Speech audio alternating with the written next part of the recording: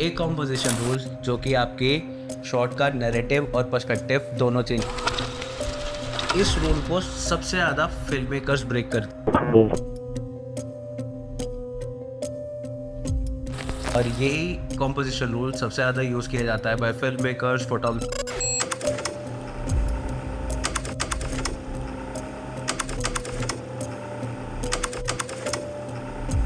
तो इसीलिए आज हम बात करेंगे रूल ऑफ थर्ड्स के बारे में। तो सबसे पहले कॉम्पोजिशन रूल जैसे कि rule of third, leading lines, symmetry, ये सब बहुत आसान होते हैं, कोई हवा नहीं है। टाइम के साथ सब सीख जाओगे, टाइम दोगे तो सीख भी जाओगे।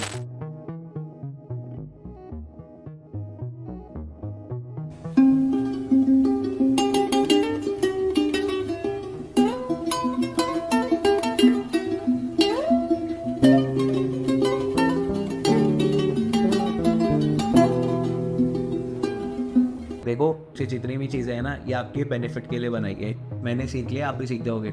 मेरे जैसा बंदा अगर सीख सकता है तो आप तो इंटेलिजेंट हो ही। तो टॉपिक पे वापस आते हैं। तो पहले हम सीख लेते हैं कि रूल ऑफ थर्ड होता क्या है, फिर हम डिस्कस करेंगे। तो रूल ऑफ थर्ड सीखना काफ़ी सिंपल होता है। देखो 3x3 की जो एक ग्रेड होती है, जैसे कि ये हर फ़ोन और हर कैमरे में अवेलेबल होती है। तो इसीलिए रूल ऑफ थर्ड वाली कॉम्पोजिशन को अप्लाई आप कहीं भी कर सकते हो। अगर आपके पास कोई और कॉम्पोजिशन नहीं भी है तो रूल ऑफ थर्ड अप्लाई हो सकती है।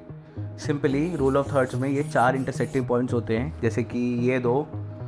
तो अगर आपका सब्जेक्ट राइट में देख रहा है तो आपको अपने सब्जेक्ट को लेफ़्ट में प्लेस करना है, यानी कि लेफ़्ट वाली डॉट्स पे।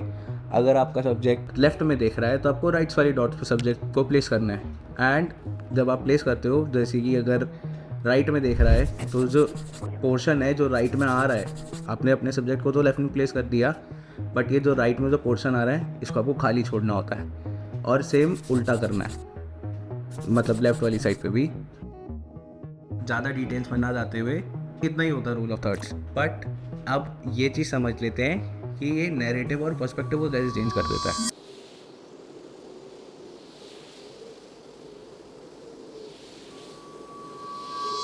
पर्सपेक्टिव या नैरेटिव वाली चीज़ को ना समझने के लिए फ़ोटो का एग्जांपल लेते हैं। देखो ये जो फ़ोटो है इसके अंदर कोई क्लैरिटी नहीं है, ये इसमें ध्यान बहुत डाइवर्ट हो रहा है और कोई मीनिंग भी नहीं है, ठीक है। तो सिंपली अगर मैं इसका क्रॉप साइज़ चेंज करके, ये जो एक डॉट है, यानी कि ये जो डॉट आ रही है राइट हैंड साइड पे अपर वाली डॉट, इस वाली डॉट को मैं बस इस पेंटिंग, जो दीवार पे पेंटिंग बनी है, इसकी आँख पर ले जाऊँगा। एंड जो इसका नैरेटिव है ना, ये पूरा शिफ्ट हो जाएगा इस पेंटिंग की तरफ से। तो मतलब अब मेरे हिसाब से तो इस फ़ोटो को देख के ऐसा लग रहा है कि ये जो पेंटिंग है कम्युनिकेट कर रही है, मतलब ये कुछ कह रही है, बात कर रही है।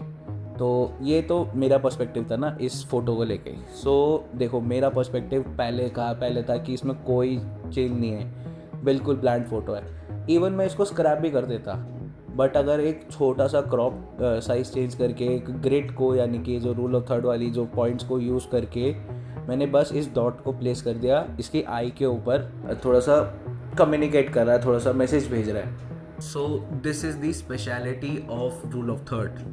बट मैंने स्टार्टिंग में एक चीज़ बोली थी कि रूल ऑफ थर्ड सबसे ज़्यादा बेंड होता है और सबसे ज़्यादा ब्रेक होता है बाय फिल्म मेकर्स। बट ऐसा क्यों है?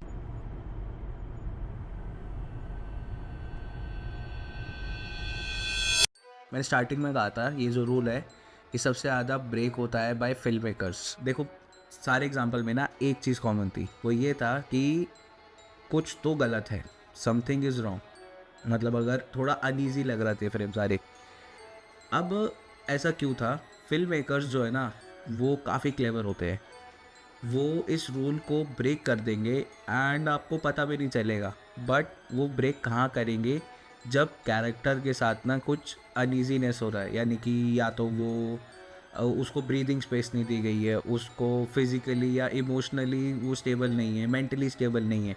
इन सब शॉट्स में कुछ ना कुछ गलत है, कैरेक्टर के साथ गलत हो रहा है। तो फिल्म मेकर्स इस रूल को वहाँ ब्रेक करते हैं। बिकॉज रूल ब्रेक करना क्या होता है? रूल ब्रेक करना सिंपली ये होता है कि आप किसी चीज़ को फॉलो नहीं कर रहे हो, आप इमरजेंसी है कोई, उस चीज़ में कोई रूल ब्रेक करते हो। जैसे कि रेड लाइट अगर आप कोई ब्रेक करता है तो कोई इमरजेंसी होती है, इसीलिए लोग जनरली ब्रेक करते हैं, वरना तो अच्छा खासा फाइन लगता है।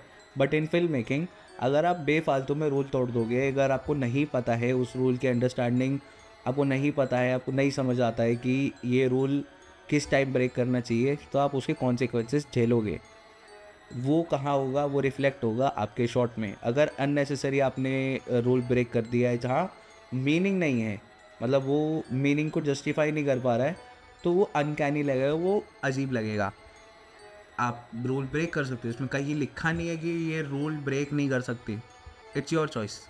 बट अगर एक सेंसिबल शॉट लेना है, सेंसिबल चीज़ डिपेक्ट करनी है, तो अगर आप रूल ब्रेक कर रहे हो तो आपके पास एक वैलिड रीज़न होना चाहिए, कैरेक्टर जस्टिफाई करे रूल को। तो सिंपल सी चीज़ ये है, जब भी रूल ऑफ थर्ड ब्रेक होता है तो कैरेक्टर के साथ कुछ ना कुछ ये, या तो उसके पास ब्रीदिंग स्पेस नहीं होती, या मेंटली स्टेबल नहीं है, फिजिकली स्टेबल नहीं है, कैरेक्टर्स के बीच में कोई कॉन्वर्जेसन हो रही है वो ठीक नहीं जा रही है, ऐसी चीज़ें, ठीक है।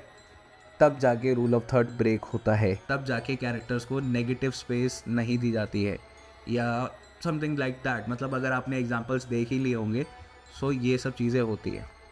तो रूल ऑफ थर्ड का सिंपल एग्जांपल मेरे लिए यही है। बट मैं रूल ऑफ थर्ड सबसे ज़्यादा यूज़ करता हूँ फोटोग्राफी में। कई बार जब मैं शॉट्स ले रहा होता हूँ तब भी मैं यूज़ करता हूँ। देखो, कॉम्पोजिशन रूल्स जो है ना, वो आपकी सहूलियत के लिए बनाए गए हैं, आपको बांधने के लिए नहीं बनाए।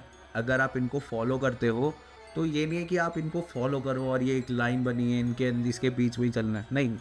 ऑब्वियसली रूल्स हैं, आप ब्रेक करो, रूल्स ब्रेक करने के लिए बने हैं। बट अगर आपको पता है कि किस टाइम उनको ब्रेक करना है, उसको ब्रेक करने से क्या होगा, क्या कॉन्सिक्वेंसेस होंगे, कैसे ब्रेक करना है, ठीक है, अगर आपको ये सब चीज़ें समझ में आती है, आपको पता है, तब ब्रेक करना। मतलब मैं इसीलिए ब्रेक नहीं करता हूँ कि जब ज़रूरत हो तब ब्रेक करो। बिकॉज रूल ऑफ थर्ड का एक बहुत अच्छा मेजर रोल आता है ब्रीदिंग स्पेस को लेके। सो बहुत सारे फिल्म मेकर्स जब रूल ब्रेक करना होता है तो वो सबसे पहले उसी चीज़ को काटते हैं। ब्रीदिंग स्पेस काटने से क्या होता है, कैरेक्टर क्लॉस्ट्रोफोबिक लगता है आपको ऐसा फील होगा कि कैरेक्टर जो है वो कहीं बंधा हुआ है। बट अगर सेम ऐसा होगा कि अगर उसकी जगह कोई, मतलब अगर आप ब्रीदिंग स्पेस दोगे तो आपको ऐसा फील होगा कि कोई आने वाला है, कि उसको कोई सपोर्ट करने के लिए। ये दो चीज़ें जो मैंने ध्यान में ली है। ऑफ कोर्स इसमें और भी सारी चीज़ें हो सकती है कि बहुत सारे फिल्म मेकर्स और भी रूल्स वो ब्रेक करते हैं, इस सेम रूल को और तरीक़ों से भी ब्रेक करते हैं, बट उसका कोई रीज़न होता है। अगेन फिल्म मेकर्स जो भी होते हैं वो काफ़ी क्लेवर होते हैं इन सब चीज़ों को लेके। वो जानते हैं कि क्या होगा और रूल को हम अगर ब्रेक करेंगे तो उसका आउटलुक क्या आएगा। सो मेरी एडवाइस, मतलब मेरी सिंपल एडवाइस भी क्या, मेरी सिंपल सी रिक्वेस्ट ये है कि अगर आप रूल्स ब्रेक करते हो, कोई भी रूल, ये तो सिर्फ रूल ऑफ थर्ड है क्योंकि ये सबसे ईजी रूल है। अगर आप रूल ब्रेक करते हो तो सोच के करो, कोई मीनिंग निकालो उसका, जस्टिफाइड होना चाहिए वो, दैट्स इट। तो आज की वीडियो के लिए बस इतना ही था।